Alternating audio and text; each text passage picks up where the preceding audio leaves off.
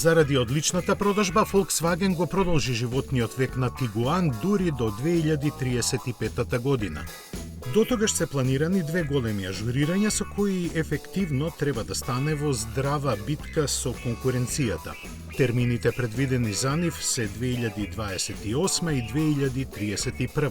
За првиот фейслифтинг засега се знае дека ќе донесе модернизација на технологиите во интериерот, додека измените во надворешноста би биле прилично воздржани. Вториот пак би требало да биде посеопфатен, бидејќи Тигуан тогаш ќе биде веќе 7 години стар. Паралелно со овој модел треба да се продава и електричниот ID Tiguan, кој всушност ќе биде модернизиран и реименуван ID4. Слична судбина го очекува и Golf, чија 9-та генерација сега и официјално е најавена за 2028-та.